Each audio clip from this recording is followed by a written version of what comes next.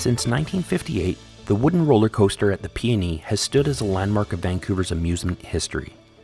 It has received awards from the American coaster enthusiasts, earning both Coaster Classic and Roller Coaster Landmark status, recognizing its history and long-standing place in the city's cultural landscape.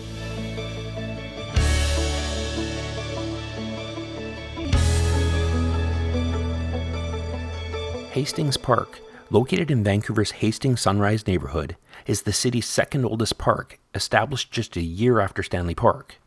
The land, originally called East Park, was donated to the province in 1888 following the will of its late owner, who specified that it should be preserved as a wilderness park for public use. The following year, in 1889, the land was granted to the City of Vancouver for the use of recreation and enjoyment of the public. Although the city's development didn't reach Hastings Park for some time, the first commercial use of the park began in 1892 when the BC Jockey Club was granted a lease, making the start of a long history of horse racing at the park, a tradition that continues to this day. In 1907, the Vancouver Exhibition Association was founded and began operating an annual fair at the park in 1910, leading Hastings Park to become commonly known as Exhibition Park. One of the early attractions was a roller coaster called Dip the Dips, which opened in 1915. Located adjacent to the racetrack, it featured a design similar to Leap the Dips in Pennsylvania, built in 1902 and is currently recognized as the oldest standing roller coaster in the world. Dip the Dips operated until 1924, when it was dismantled to make way for the larger and more thrilling successor, the Giant Dipper, which opened in 1925. A major milestone for the Vancouver Exhibition Association came in 1926 with the opening of Happyland, a vibrant amusement park within Exhibition Park, featuring rides, attractions, and carnival games. Happyland quickly became one of Vancouver's most beloved recreational destinations, drawing large crowds each year. Already a standout feature of the park, the Giant Dipper became its signature attraction. It was reported to have an 18-meter drop and reach speeds of around 64 kilometers per hour. However, those numbers have long been questioned.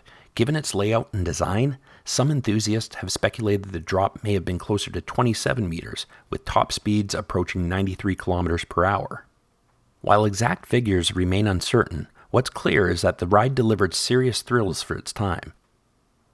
In 1928, the park introduced the Baby Dipper, specifically intended to appeal to younger visitors and families seeking a less intense ride experience.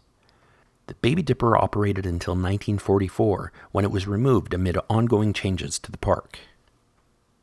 During this same period, Hastings Park took on a very different role. Following the outbreak of World War II, Exhibition Park was used as a staging and processing area for Japanese Canadians who were forcibly uprooted from their homes on the coast. Families were temporarily housed in livestock barns and exhibition buildings before being sent to intern camps across British Columbia, a dark and often overlooked chapter in the park's history. The VEA remained closed during the war and changed its name to the Pacific National Exhibition when it reopened in 1947. The Giant Dipper continued to operate until 1948, when it was dismantled to accommodate the expansion of the adjacent Hastings Park racecourse, a decision that sparked significant public opposition due to the coaster's popularity. Despite the loss of the Giant Dipper, Happyland continued to operate through the 1950s, serving as Vancouver's go-to amusement park. Tucked into the northeast corner of Hastings Park, it held onto its charm with classic carnival rides, midway games, and concession stands. But as the Pacific National Exhibition grew and the demand for new facilities expanded, Happyland found itself on borrowed time. In 1957, nearly a decade after the coaster came down, the park was permanently closed and torn down in preparation for what would eventually become the Pacific Coliseum. With Happyland closed and its rides cleared to make way for the Pacific Coliseum, the P.N.E. was ready to move forward. Planning began almost immediately for a new amusement park that could reflect the city's post-war growth and modern vision. Construction of Playland began in 1957 on a new site just east of the old Happyland grounds, still within the Hastings Park footprint. The project aimed to create a cleaner, more permanent facility with updated infrastructure and a layout designed for larger crowds. By the summer of 1958, the new Playland was ready to welcome visitors and take over the city's main destination for family entertainment. At the heart of the new Playland, plans were underway for a major attraction that would set the tone for the park's future, a towering wooden roller coaster intended to outdo the Giant Dipper with a bolder design and more refined engineering. That task fell to Carl Fair, a veteran of the industry with over 3 decades of roller coaster design experience. He brought a wealth of expertise to the project, which would ultimately become the final coaster of his long career. Once Fair's design was finalized, construction got underway under the supervision of Walker Leroy, a prominent figure in the amusement industry who had built a reputation for bringing large-scale rides to life. Leroy oversaw a crew of carpenters and laborers as they worked through the winter of 1957 into early 1958, assembling the massive wooden structure piece by piece. Using thousands of board feet of lumber and a framework of heavy timbers, the coaster began to take shape. Built entirely of BC Douglas fir at a cost of $200,000, it was the largest roller coaster in Canada and one of the 2 tallest in North America at the time. When Playland officially opened in the summer of 1958, the new wooden roller coaster was front and center, a bold, imposing structure that set the tone for the entire park. Riders lined up early, drawn to the promise of sharp turns, sudden drops, and that unmistakable wooden rumble. With a 20-meter drop and top speeds reaching 72 kilometers per hour, the coaster delivered exactly what it advertised, a fast, aggressive ride that felt just on the edge of control. It wasn't just built to impress, it was built to thrill, and it delivered from day one. The public response was immediate and overwhelmingly positive. The coaster left a lasting impression on riders, quickly earning a reputation as Playland's crown jewel. It didn't just replace what had come before, it established a new standard, carving out its own place in Vancouver's amusement history. Over the years, the Playland wooden roller coaster has earned a reputation not just for its thrills, but for its character, earning the respect of coaster enthusiasts around the world. Unlike most modern coasters, this one still relies on a manual braking system. A trained operator physically pulls the lever at the end of each run to bring the train to a complete stop. No sensors, no computers, just timing, skill, and muscle memory. It's one of the last coasters in the world still operated this way. Then there's the lap bar. Simple, minimal, and for decades untouched. No seatbelts, no over-the-shoulder restraints, just a single bar holding riders in as they floated over the hills. That was the design back in 1958, and it stayed that way for over 60 years. But in 2022, that changed.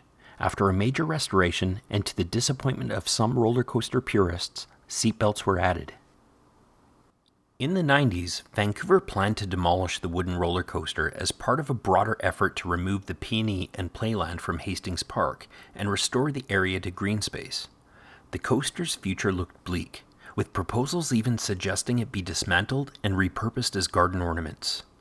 Public backlash, heritage advocates, and a campaign to save the P.N.E. helped shift the narrative. When the city ultimately chose to keep the fair on site, the coaster was spared. The American coaster enthusiasts helped push for recognition, and in 2009, the ride was officially designated an ACE roller coaster landmark, one of only a handful in the world to receive the title. This honor is reserved for coasters with historical significance and lasting impact on the amusement industry. The ride also received the ACE Coaster Classic designation, awarded to coasters that preserve traditional design elements like shared lap bars, manual brakes, and airtime hills, in recognition of its unaltered 1958 construction and authentic ride experience. Since its debut in 1958, the wooden roller coaster has thrilled millions of riders and, remarkably, maintained an outstanding safety record. However, over its decades of operation, there have been a few incidents, though none were fatal or catastrophic. In September 1968, a fire broke out on the P.N.E. grounds, destroying several concession stands and scorching part of the wooden roller coaster. Believed to have been started by a group of 10 youths, the blaze caused $200,000 in damage. After necessary repairs, the ride was inspected and cleared to reopen the following season. In 1992, a 13-year-old girl managed to maneuver out of the seat's safety bar and fell from a lower section of the coaster's track. She survived the fall, but she was taken to the hospital to be treated for a sore ankle and a cut on her arm. It was officially the first incident to be related to this ride in its, at the time, 34 years of operation. In 2023, a drive belt malfunction stopped the train on the first hill, stranding the passengers. Guests had to be escorted down the access ramp to safety. Shortly afterwards, the ride was back up and running again. Over the years, there have been occasional minor injuries from the coaster's intense airtime and sharp turns. Despite this, the coaster is considered one of North America's safest vintage rides, thanks to rigorous maintenance and regular refurbishments. Also in 2023, the City of Vancouver officially declared August 2nd as Playland Wooden Coaster Day to commemorate the ride's 65th anniversary. Even after more than 65 years of operation, the wooden roller coaster continues to offer an exhilarating yet safe experience, thrilling riders of all ages for generations.